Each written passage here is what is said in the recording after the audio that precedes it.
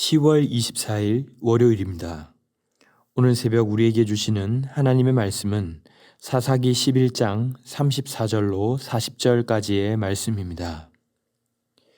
입다가 미스바에 있는 자기 집에 이를 때에 보라, 그의 딸이 소고를 잡고 춤추며 나와서 영접하니 이는 그의 무남동녀라.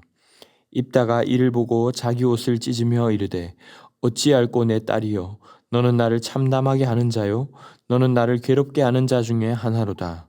내가 여호와를 향하여 입을 열었으니 능히 돌이키지 못하리로다 하니, 딸이 그에게 이르되 나의 아버지여, 아버지께서 여호와를 향하여 입을 여셨으니 아버지의 입에서 낸 말씀대로 내게 행하소서. 이는 여호와께서 아버지를 위하여 아버지의 대적 암몬 자손에게 원수를 갚으셨음이니이다 하니라. 또 그의 아버지에게 이르되 이 일만 내게 허락하사 나를 2달만 내버려 두소서. 내가 내 여자 친구들과 산에 가서 나의 처녀로 죽음을 인하여 애곡하겠나이다 하니, 그가 이르되 가라 하고 2달을 기한하고 그를 보내니, 그가 그 여자 친구들과 가서 산 위에서 처녀로 죽음을 인하여 애곡하고 2달 만에 그의 아버지에게로 돌아온지라. 그는 자기가 서원한 대로 딸에게 행하니 딸이 남자를 알지 못하였더라.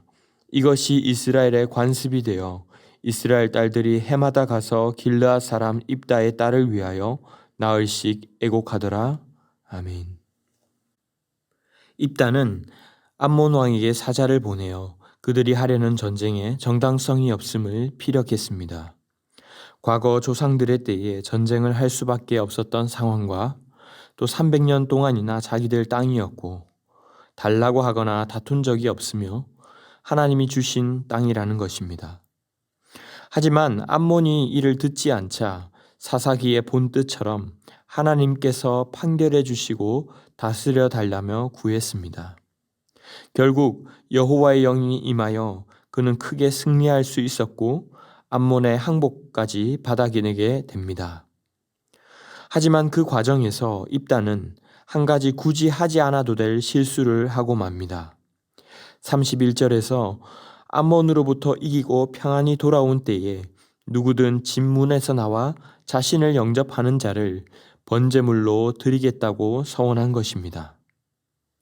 오늘 본문 34절에 마침 그가 승전가를 울리며 들어오는데 하필이면 무남 동녀인 딸이 소고를 잡고 춤추며 그를 영접합니다.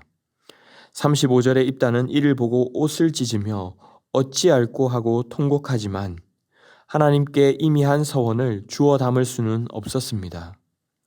입다의 딸도 이를 알고 36절에 아버지에게 서원한 그대로 행해 달라고 말합니다. 결국 입다의 딸의 요청대로 2달간 친구들과 처녀로 죽음을 애곡하고 난 후에 그녀는 죽음을 맞이하게 되는 것이죠. 입다는 도대체 무슨 생각으로 이런 서원을 했을까요? 과연 그가 승리하고 돌아올 때 누가 나와서 자신을 영접할 것이라고 생각했던 것일까요? 우리가 하나님께 무언가를 드리고자 하는 것은 결코 잘못된 것이 아닙니다. 하지만 제물로 드리는 대상은 어디까지나 짐승이어야지 사람이 될 수는 없습니다. 하지만 불량배와 다름없이 살았던 그의 생활 방식과 또 그가 보고 자란 이방 종교의 풍습의 영향 또한 그에게 있었을 것입니다. 이 당시 그의 고향 길르앗은 모압의 영향을 많이 받았습니다. 모압이 섬기던 그모스를 믿고 또 이방에서는 어린 자녀까지 그들의 신에게 제물로 바치는 풍습 또한 있었습니다. 그는 하지만 아마도 딸이 아닌 여러 종들 중 하나가 나와서 맞이하겠지라는 생각으로 이런 서원을 했을 것입니다. 하지만 정작 자신의 하나뿐인 딸이 나와 맞이할 줄은 꿈에도 몰랐을 것이죠. 하지만 여기에는 번제물이라는 이름으로 포장하여 다른 이의 생명을 나의 믿음 생활에 사용해도 된다는 식의 위험한 생각이 들어있는 것입니다.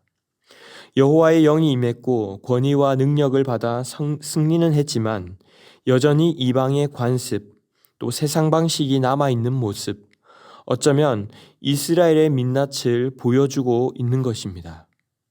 외적으로는 하나님을 섬기고 부족함 없이 승리를 거머쥔 듯이 보이지만 속에는 하나님이 아닌 우상, 그리고 나 스스로에게 취해서 나를 섬기고 있는 그들의 내면을 비춰주는 것입니다.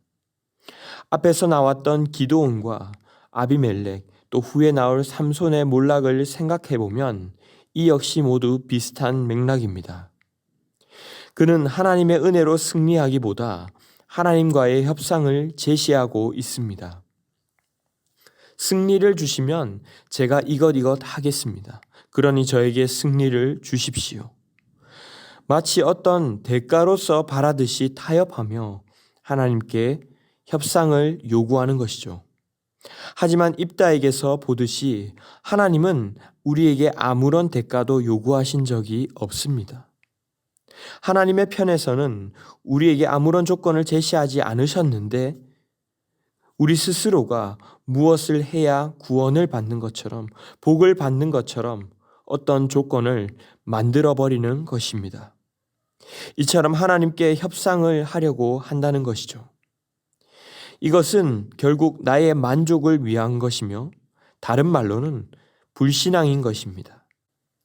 내가 무엇을 해야만 주님도 내게 주실 것만 같은 의심인 것이죠. 오늘 입다도 하나님께 드리겠다는 내용의 서원이었습니다.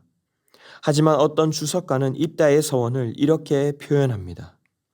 그에게 공짜로 온 것을 그는 벌고자 하며 이용하려 든다. 서원은 믿음의 표현이 아니라 의심의 언어이다. 용기가 아닌 통제다. 이런 서원에 대해 하나님께서는 당연히 침묵하신다.